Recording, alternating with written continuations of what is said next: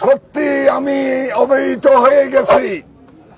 বাংলাদেশ জাতীয়তাবাদী দলের ভারপ্রাপ্ত চেয়ারম্যান পক্ষ থেকে এই দুপুরহাটে সকল ব্যবসায়ী, কর্মচারী এবং আমার দলের প্রিয় সহযোদ্ধাদেরকে জানাই হৃদয় নিংড়ানো ভালোবাসা। ভাইয়েরা আমার, 5 তারিখের পথ পরিবর্তনের জন্য আমরা দীর্ঘ 17.5-18 বছর আন্দোলন করেছি।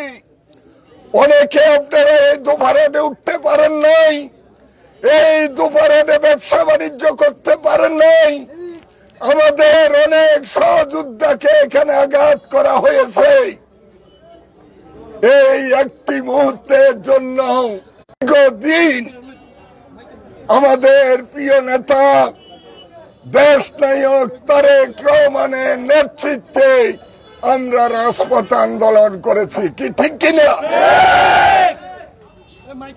প্রিয় ভাইয়েরা আমার, আমি আপনাদেরকে 2-4টি কথা বলে আমার বক্তব্য শেষ করব।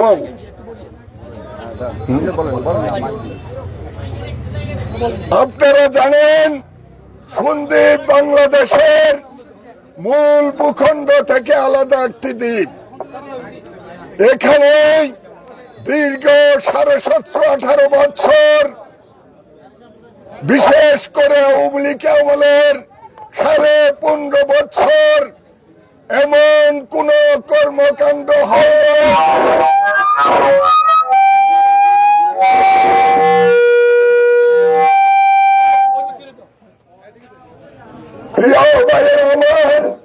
এই দীর্ঘ 15 বছর, 15.5 বছর এই দুপুরহাট সহ সারা সন্দ্বীপে অনেক অত্যাচার নির্যাতন হয়েছে। আমাদের অনেক নেতা কর্মী করা হয়েছে, আঘাত করা হয়েছে। অনেকে ঘরে ঘুমাইতে পারেন নাই, রাতের অন্ধকারে কুড়িয়ার নিচে ঘর খন্দকে আবার নেতা কর্মীরা থাকতে হয়েছে। আমাদের অনেক মুরব্বী বাড়ি ঘরে থাকতে পারেন নাই, মসজিদে নামাজ পড়তে যেতে পারেন নাই। এই দুপুরহাটে ব্যবসায়ীদের উপর অনেক অত্যাচার নির্যাতন হয়েছে। আমি পরিষ্কার ভাবে বলতে চাই, এখানে কোনো সন্ত্রাস হবে না, এখানে কোনো অত্যাচার হবে না। এই মুসাফিরাবাদ ইউনিয়ন, এখানে জন্মগ্রহণ করেছিলেন ভারতবর্ষের শ্রেষ্ঠ ব্যক্তিত্ব কমরেড মুজাফফর আহমদ। এই মুসাফিরে বিশেষ করে দুপুরহাটে আমাদের দলেরও কোন নেতা যদি কোন দোকানদারের কাছে ছাতা দাবি করে, তাকে আপনারা ওই ইলেকট্রিক্যালের খাম্বার সাথে বেঁধে রাখবেন। কি পারবেন না? পারবেন। আমাদের দলের কোন লোক এই জাতীয় কোন কর্মকাণ্ড যাতে না করে আমি নির্দেশ দিচ্ছি। কেউ যদি করিয়ে থাকো হুঁশিয়ার হয়ে যাও। এখানে কোন সন্ত্রাস চলবে না, এখানে ছাতাবাজি চলবে না, এখানে কোন জুলুম নির্যাতন চলবে না। প্রিয় ভাইয়ের আমার, এই সন্দ্বীপ কয়েকশো বছরের ইতিহাস ঐতিহ্যের সন্দ্বীপ। এই সন্দ্বীপের মানুষ অত্যন্ত ভালো মনের মানুষ। সন্দ্বীপের মানুষ অতিথি পরায়ণ মানুষ। সন্দ্বীপের মানুষ একে অপরের আত্মীয়। এই আওয়ামী লীগের দুঃশাসনে আমাদের সামাজিক সম্পর্ক অনেক নষ্ট হয়ে গেছে। আমরা একে অপরের সাথে দেখা দেখি পর্যন্ত আমাদের বদ্ধ হয়ে গেছে। আমি আপনাদেরকে অনুরোধ করব, সবকিছু বলে আমাদের প্রিয় নেত্রী দেশনেত্রী বেগম খালেদা জিয়া, আমাদের প্রিয় নেতা দেশনায়ক তারেক রহমান, উনি 31 দফা কর্মসূচির মাধ্যমে আগামী দিনে যে বাংলাদেশ হবে সেই বাংলাদেশ এবং সেই সন্দ্বীপে কোন ধরনের সন্ত্রাসী স্থান থাকবে না, কোন ধরনের অস্ত্রবাজি স্থান এখানে হবে না, এখানে কোন মাদকের ব্যবসা চলবে না। যারা মাদকের ব্যবসার সাথে জড়িত তাদেরকে চিহ্নিত করুন। আমি আইন প্রয়োগকারী সংস্থাকে বলবো, নৌবাহিনীকে বলবো, পুলিশকে বলবো, কোস্টগার্ডকে বলবো এবং আনসার বিডিপিকে বলবো, আপনাদের গোয়েন্দা রিপোর্টের উপর ভিত্তি করে অস্ত্রধারীকে চিহ্নিত করে তাদেরকে আইনের আওতায় নিয়ে আসুন। মাদকের ব্যবসার সাথে যারা জড়িত তাদেরকে আইনের আওতায় নিয়ে আসুন। পতিত সরকারের আমলে এখানে যে অস্ত্র আছে সে অস্ত্র উদ্ধার করতে হবে। সাম্প্রতিককালে সন্দ্বীপে কয়েকটি খুন হয়েছে। আমরা প্রশাসনকে বলবো, যৌথ বাহিনীর নেতৃত্বে প্রকৃত খুনিকে আপনারা বের করুন। যারা খুনের পিছনে ইন্ধনদাতা তাদেরকে খুঁজে বের করুন। অদূর ভবিষ্যতে যাতে এখানে আর কোনো খুন, কোনো মারামারি, কোনো নাশকতা না হয়, প্রশাসন সেই ব্যবস্থা আপনারা করবেন।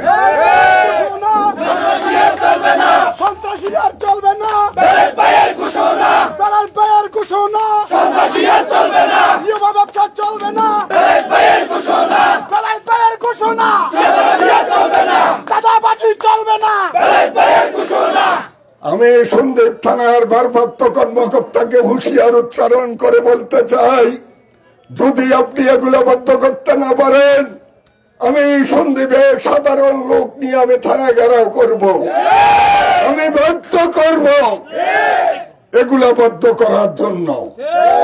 প্রিয় ভাইয়ের আমার, এরপরে আমি আমার দল সম্পর্কে দুটি কথা বলবো।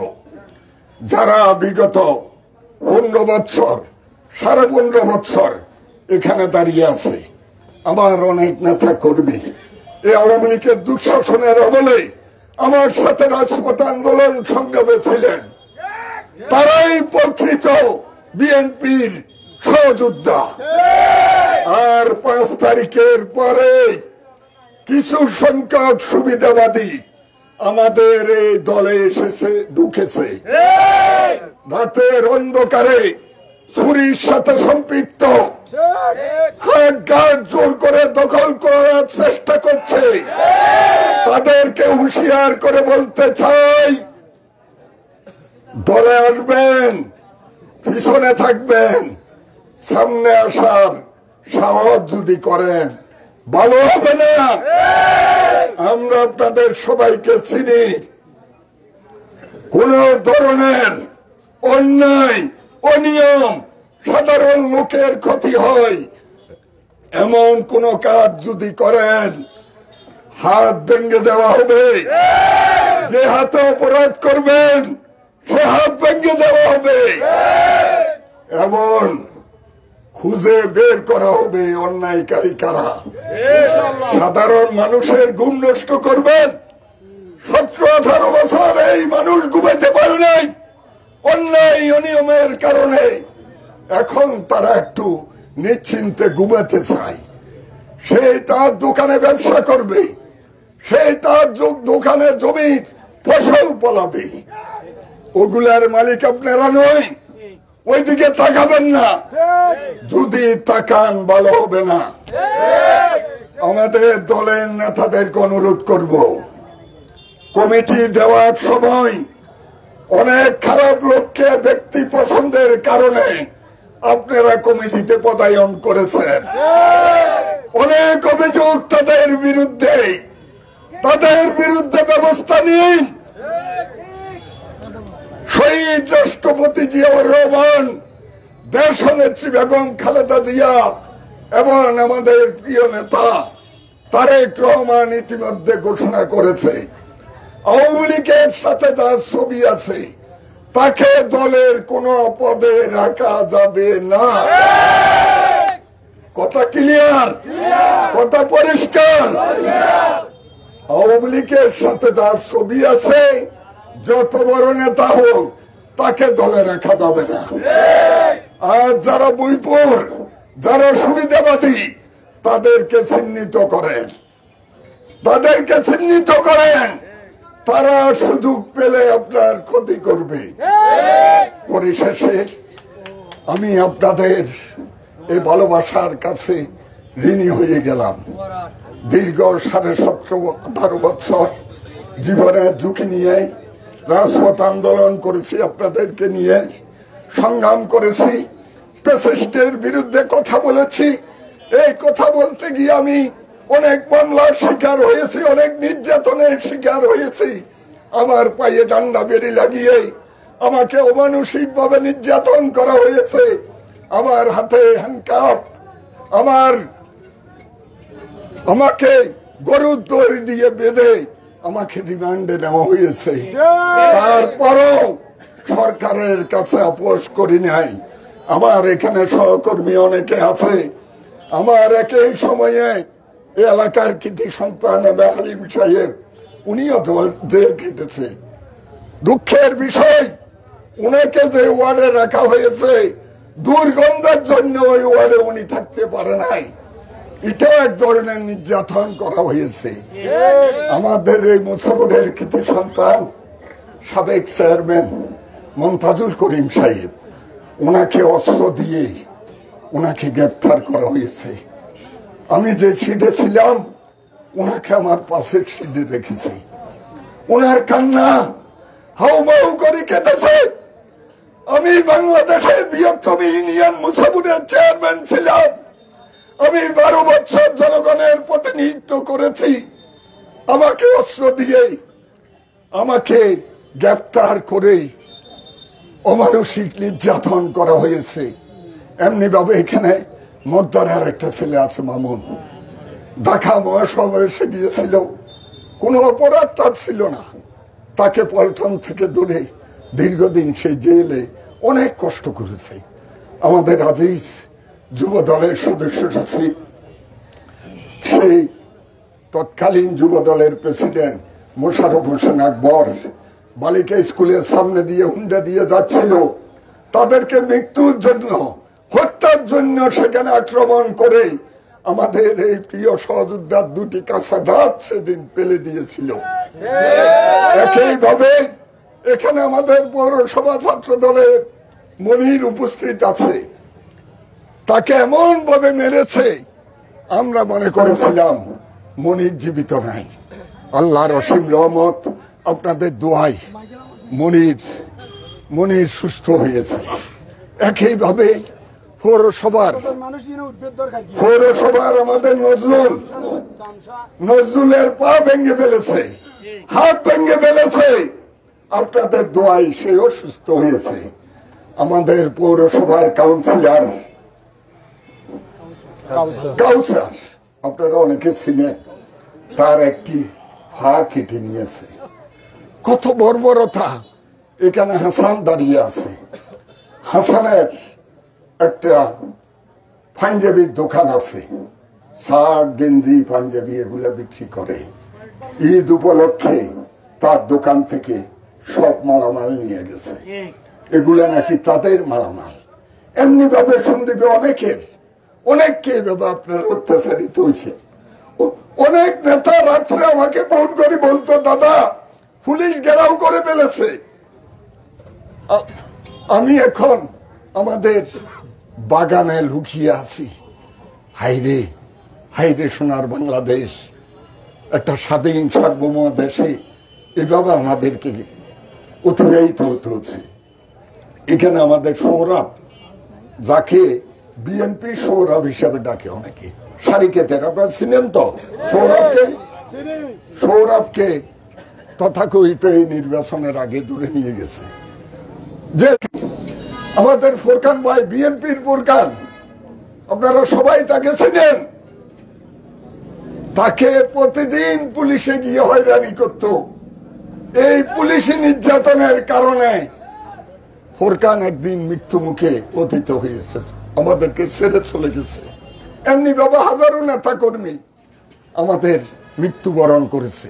মৃত্যুবরণের হিসাব যদি আপনাদেরকে দিই, 1000-এর উপরে নেতা কর্মীকে হত্যা করেছে ব্রিটিশ সরকার, 1000-এর উপরে নেতা কর্মীকে গুম করেছে। আপনারা অনেকের নাম শুনেছেন। আমাদের প্রিয় সহযোদ্ধা ছাত্র নেতা নুরুল আলম নুরু, তাকে কপালে গুলি করেছে, তাকে বুকে গুলি করেছে, তাকে পিঠে গুলি করেছে, তার হাত বাঁধা ছিল, তার পা বাঁধা ছিল, তার চোখ বাঁধা ছিল। আমাদের ঢাকা তেজগাঁও ছাত্র দলের নেতা জনি, তার স্ত্রী সন্তান সম্ভব ছিল, তাকে র্যাব যখন উঠিয়ে নিয়েছে, সেই র্যাবকে বলল, আমি আর জীবনে রাজনীতি করব না, আমাকে ছেড়ে দিন, আমার স্ত্রী সন্তান সম্ভবা। বিনিময়ে 60টা গুলি করে তাকে হত্যা করা হয়েছে। প্রিয় ভাইয়ের আমার, গুমের কথা যদি বলেন, ইলিয়াস আলীর নাম সবাই শুনেছেন। একদিন ইলিয়াস আলীকে গুম করে নিয়ে গেছে। প্রতিদিন তার স্ত্রী ঢাকা বিশ্ববিদ্যালয়ের শিক্ষিকা রুজদি বাবি তার এক ছেলে এক মেয়েকে নিয়ে বাসায় অপেক্ষার পর গণে কখন ইলিয়াস আলী আসবে, কলিং বেল টিপবে। দরজা খুললে বাবা তার মেয়েকে কপালে চুমু দিয়ে বুকে জড়িয়ে ধরবে, ছেলে তার বাবাকে জড়িয়ে ধরবে। ইলিয়াস আলী আর আসে না, অপেক্ষার ফালা আর শেষ হয় না। একইভাবে চৌধুরী আলম, আমাদের এই যে চট্টগ্রাম বোয়ালখালীর বাসা চেয়ারম্যান, এরা যে গুম হয়েছে আর এরা বেরিয়ে আসে নাই। প্রতিদিন তাদের সন্তান অপেক্ষায় থাকে কখন বাবা আসবে, বাবা তো আর আসে না। আমাদের শহীদ সালাউদ্দিন কাদের চৌধুরী, কি তার অপরাধ ছিল? কেন তাকে বাঁশের কাস্টে ঝুলানো হলো? তার ছেলে হুম্মম কাদের চৌধুরী, তাকে নিয়ে গুম করে রাখা হয়েছে। তার স্ত্রী ফরাদ কাদের চৌধুরী, তাকে মিথ্যা মামলা দেওয়া হয়েছে। আর জিয়া পরিবার, আপনারা জানেন, আমাদের প্রিয় নেত্রী দেশনেত্রীর সেনা ভবনের বাসা থেকে গুমরে মুছছে, ওনাকে বাসা বিলীন করে ওনাকে এক কাপড়ে বের করে দেওয়া হয়েছে। আমাদের প্রিয় নেতা তারেক রহমান, ওনাকে কিভাবে নির্যাতন করা হয়েছে, আরাফাত কুকুকে কিভাবে নির্যাতন করা হয়েছে, এক পর্যায়ে কুকু আমাদের মাঝ থেকে চিরদিনের জন্য চলে গেছে। এই যে নির্যাতন, হত্যা, গুম, খুন, আসল সবাই মিলে তারেক রহমানের নেতৃত্বে একটা গণতান্ত্রিক পরিবেশে ভোট দিয়ে আমরা বিএনপির সরকার যদি কায়েম করতে পারি, তাহলে দেশ অনাচার চলবে না, হত্যা চলবে না, গুম খুন বন্ধ হবে, আইনের শাসন কায়েম হবে। আপনারা কি রাজি আছেন? ভোট দেওয়ার জন্য সবাই প্রস্তুত? দুই হাত তুলে দেখান যে আপনারা ভোট দেওয়ার জন্য প্রস্তুত। প্রিয় দুপাড়াবাসী, প্রিয় মুসাফরবাসী, আজকে তরুণ, আজকে যারা নবীন, যারা জীবনে ভোট দিতে পারেন নাই, অপেক্ষায় থাকেন। লন্ডনে আমাদের প্রিয় নেতা তারেক রহমানের সাথে প্রধান উপদেষ্টার বৈঠকে সিদ্ধান্ত হয়েছে ফেব্রুয়ারির প্রথম সপ্তাহে নির্বাচন। সেই নির্বাচনে বাংলাদেশ জাতীয়তাবাদী দল এই আসন থেকে যাকেই প্রার্থী দিবে, আমরা সবাই তাকে তার নির্বাচন করব। এবং